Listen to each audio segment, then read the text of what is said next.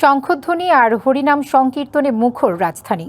ভক্তদের উচ্ছ্বাস আর ধর্মীয় ভাব গাম্ভীর্যের মধ্য দিয়ে শুরু হয়েছে সনাতন ধর্মাবলম্বীদের অন্যতম বৃহৎ ধর্মীয় উৎসব শ্রী শ্রী জগন্নাথ দেবের রথযাত্রা।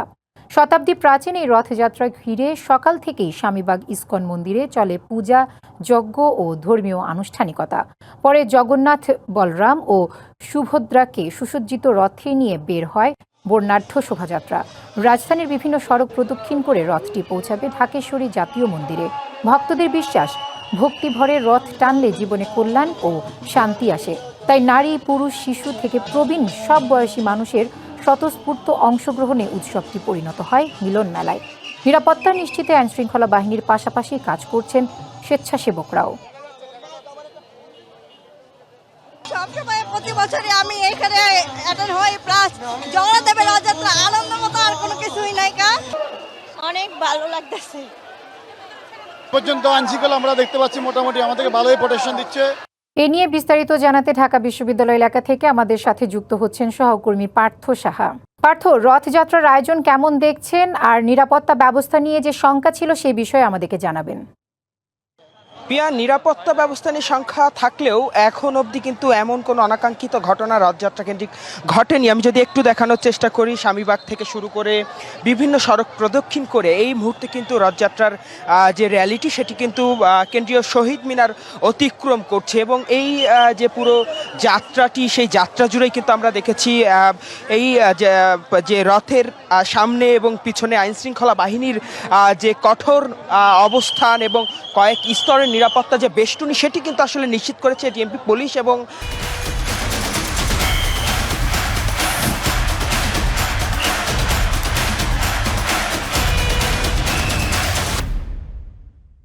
গোয়েন্দা সংস্থার বিভিন্ন ইউনিট কিন্তু এখানে আসলে সাদা পোশাকে রয়েছে এবং পোশাক পরিহিত অবস্থায় আমরা কিন্তু পুলিশের বিশেষায়িত ইউনিট এবং ডিএমপি পুলিশ কিন্তু এখানে আমরা আসলে লক্ষ্য করতে পারছি। এবং আমি আমার সহকর্মীকে একটু বলবো, এই যে রথযাত্রার যে র্যালিটি সেখানে কিন্তু সনাতন ধর্মাবলম্বী যারা রয়েছে তাদের একরকম মিলন মেলায় কিন্তু পরিণত হয়েছে। এবং এই যে জায়গাটিতে যে দায়িত্ব পালনরত একজনের সঙ্গে একটু আমরা কথা বলে জানতে চাইবো, এই আইন শৃঙ্খলা বাহিনী নিয়ে যে একটা কথা ছিল, বিভিন্ন হুমকির কথা ছিল, সে বিষয়ে আসলে কি দেখলেন?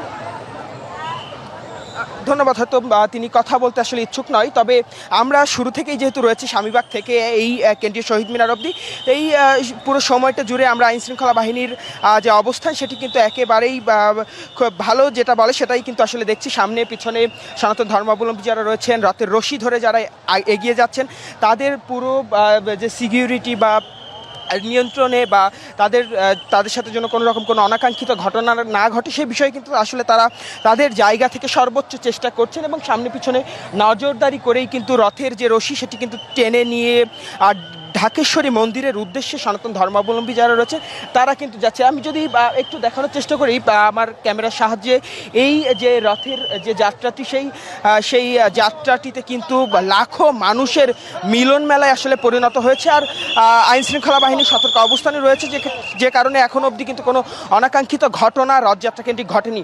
এ ছিল আমার কাছে কেন্দ্রীয় শহীদ মিনার থেকে বর্তমানে সবশেষ। ধন্যবাদ পার্থ আপনাকে।